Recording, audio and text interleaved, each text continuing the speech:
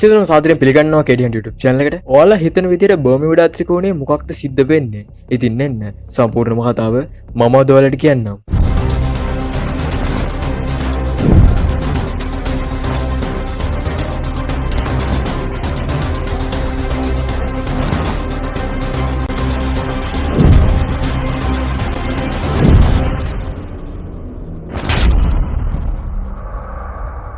ඉදස් 1945 දෙසැම්බර් 5 වෙනිදා ඇමරිකානු නාවික හමුදාවට අයත් ටෝකිඩෝ බෝම්බ හෙළන ගුවන් යානා පහක් ෆ්ලොරිඩා වලින් ගමන් ආරම්භ කරලා තියෙනවා. ඉතින් මේ අය යන්නේ පැය 3ක පුහුණු මෙහෙයුමක් සඳහා. ඒ වගේම මේ අය මේ මෙහෙයුමට දාලා තියෙන නම තමයි ෆ්ලයිට් 19.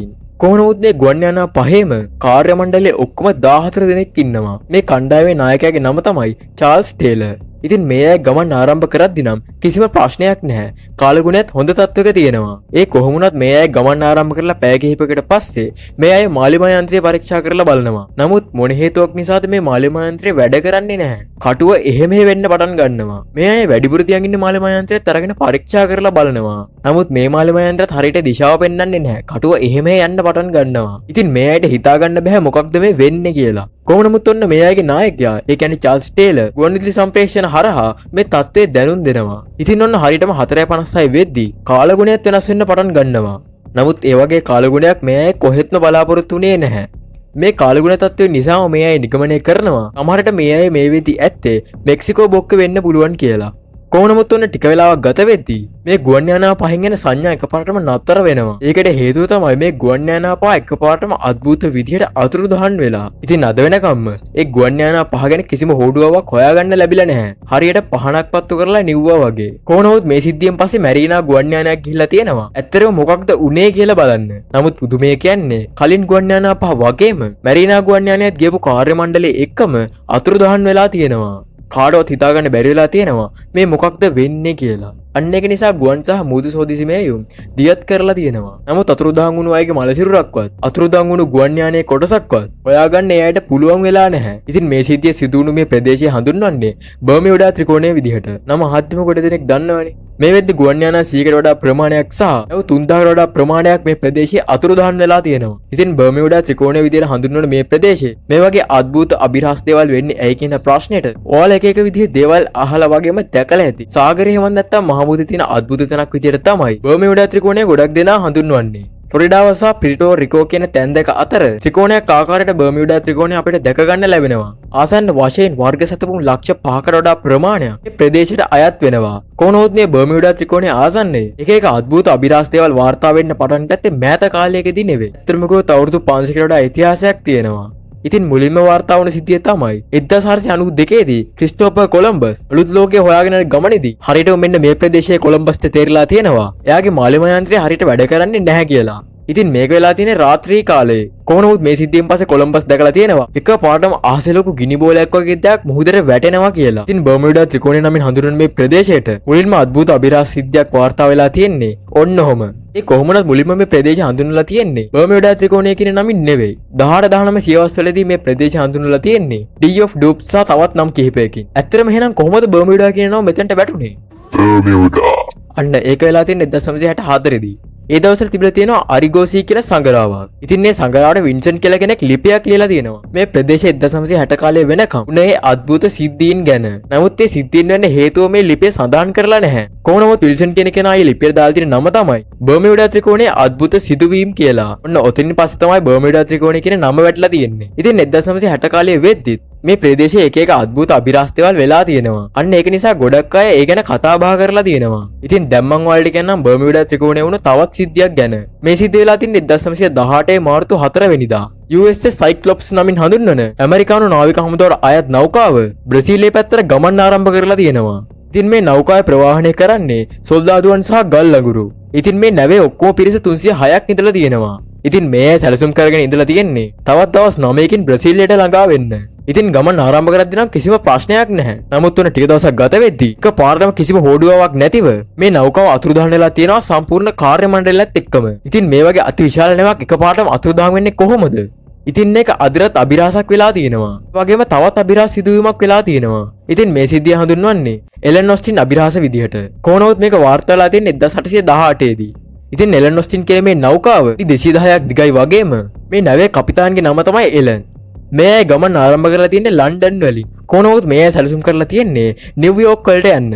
මුලදී නම් කිසිම ප්‍රශ්නයක් වෙලා නැහැ. කාලගුණත් හොඳ තත්ත්වයක තිබිලා තියෙනවා. නමුත් මේ අය ගමන් ආරම්භ කරලා බර්මියුඩා ත්‍රිකෝණය කියන මේ ප්‍රදේශයට ළඟා වෙද්දී මෙයාලා දැකලා තිනවා තවත් නැවක්.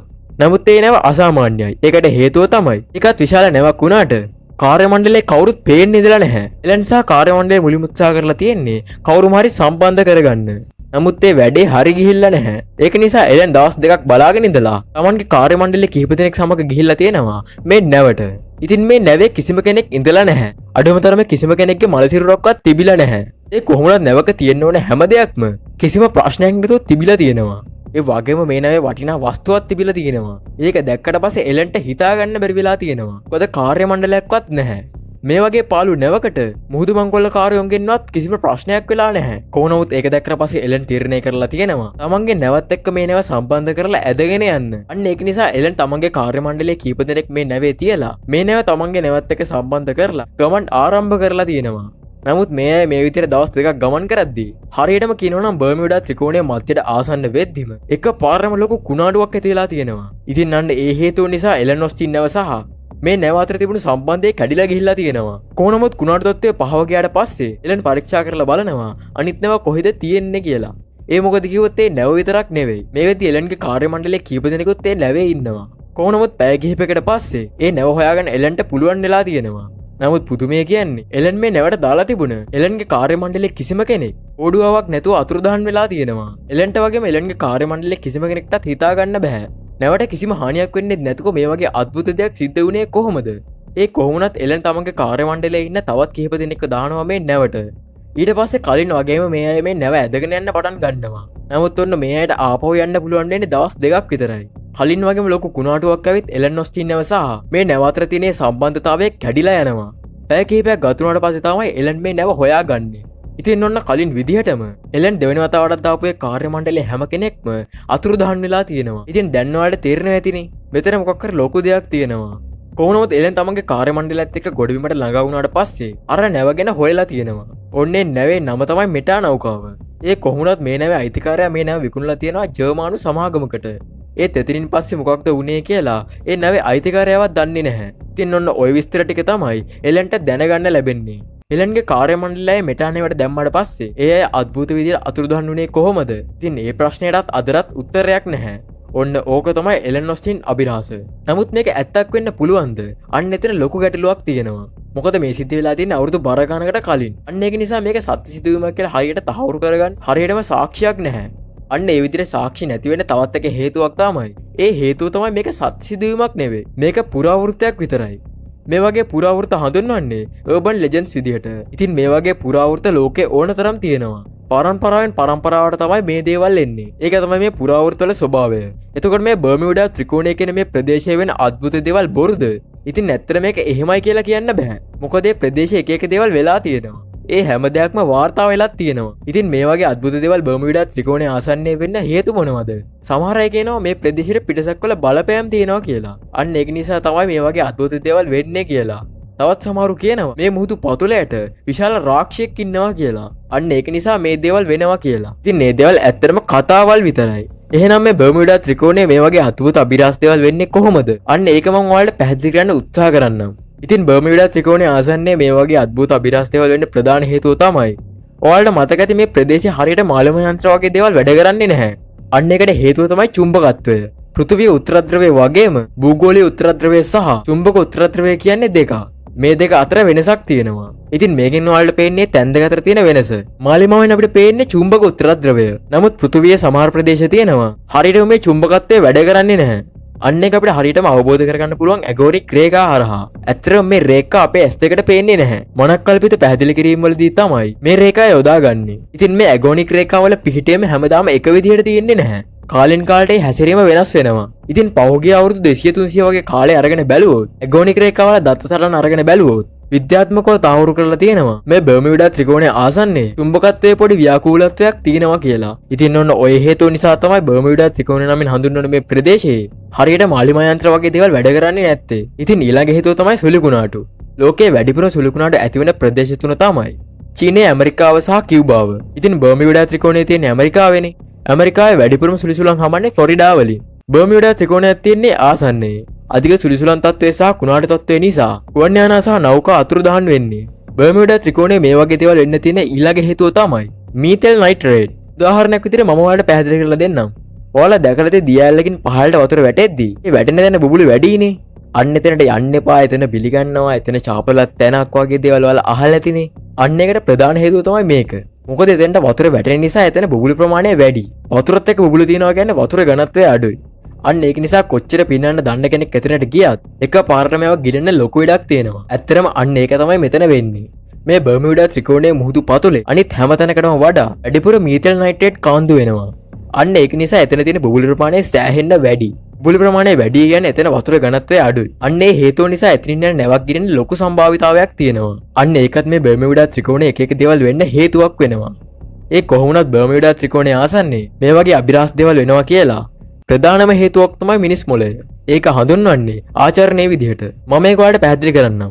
ඔයා හිතන්න ඔයාගේ පවුල කෙනෙක් මිලදී ගන්නවා ලක්ෂ ගාණක ෆෝන් එකක්. මුල් දවස්වලදී ඔයාලට දැනෙලා ඇති අර කෙනා පාවිච්චි කරන අර ෆෝන් වර්ගයම ගොඩක් අයට තියෙනවා කියලා. නමුත් එහෙම එකක් නැහැ. ඔයාලා අර ෆෝන් එක මිලදී ගත්තේ ළඟදීනේ. ඔයාගේ අවධානය ඒ පැත්තට ගිහින් තියෙන්නේ. අන්න ඒක නිසා හැම ෆෝන් එකක්ම එක වගේ පේන්නේ ලොකු සම්භාවිතාවයක් තියෙනවා. අන්න ඒක තමයි ආචරණ විදියට හඳුන්වන්නේ. ඉතින් මේ ආචරණයක් අපිට මේ සිද්ධිය පැහැදිලි කරගන්න පුළුවන් වෙනවා. ඒ කොහොමද ලෝකයේ මේ වගේ ගුවන් යානා නෞකා වගේ දේවල් අතුරුදහන් වෙනවා. නමුත් මේ සිද්ධිය ගැන මිනිස්සු මුලින් ඉඳන් අවධානයෙන් හිටියේ. ඒ වගේම මම කලින් කිව්වා වගේම මෙතනට බර්මියුඩා ත්‍රිකෝණය කියන නම වැටුණාට පස්සේ මෙතන ගැන මිනිස්සු කතා බහ කරන්න පටන් ගත්තා. අන්න ඒක නිසා මිනිස්සු අනිත් තැන් වලට වඩා මේ තැන ගැන හොයන්න පටන් ගත්තා. බර්මියුඩා ත්‍රිකෝණයේ ආසන්නයේ වෙන සිද්ධීන් ගැන අවධානය යොමු කරන්න පටන් ගත්තා. මිනිස්සු පුරාවෘත්ත වගේ මේ දේවල් ගැන කතා කරන්න පටන් ගත්තා. ඒක නිසා බර්මියුඩා ත්‍රිකෝණයේ මෙන්න මේ වගේ අద్భుත දේවල් වෙනවා කියලා ගොඩක් අය විශ්වාස කරන්නත් පටන් ගත්තා.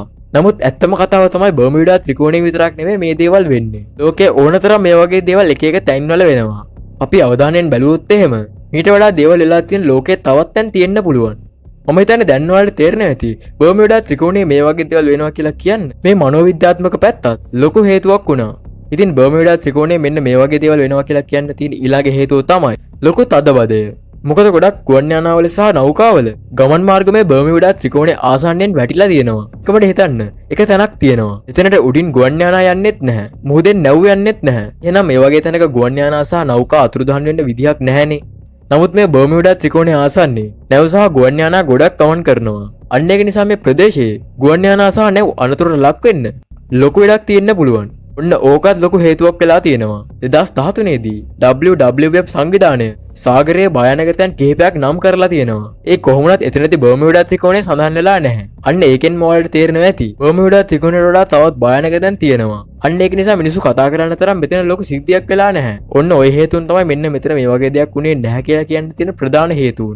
ඉතින් දැන් ඔයාලට ප්‍රශ්නයක් ඇති. 1492 දී ක්‍රිස්ටෝෆර් කොලම්බස් දැක්කේ මොකක්ද? එයාගේ මාලම යන්ත්‍රය වැඩ කරන්නේ නැති වෙන්න හේතුව නම් අපිට හිතා ගන්න පුළුවන්. නමුත් එදා ක්‍රිස්ටෝෆර් දැක්කා රතු පාට ගිනියම් බෝලයක් වගේ දෙයක් මුහුදට වැටුණා. සමහර විට ඒක උල්කාපාතයක් වෙන්න පුළුවන් කියලා තමයි පරීක්ෂකවරු වාර්තාවල සඳහන් කරලා තියෙන්නේ. ඉතින් ඔන්න ඕක තමයි බර්මියුඩා ත්‍රිකෝණයේ ඇත්තම කතාව. ඉතින් අද වීඩියෝ ගැන ඔයාලා මොකද හිතන්නේ? පහලින් කමෙන්ට් එකක් දාගෙන යන්න. ඒ වගේම හැමදාමත් කියනවා වගේම ඔයාලට බැරි වෙලා තියෙනවා පහළ තියෙන subscribe button එක click කරන්න. මේ වගේ වීඩියෝ දිගටම බලන්න කැමති නම් KD Hunt YouTube channel එක subscribe කරලා තියාගන්න. එහෙනම් තවත් වීඩියෝ එකකින් හම්බෙමු. We will meet again.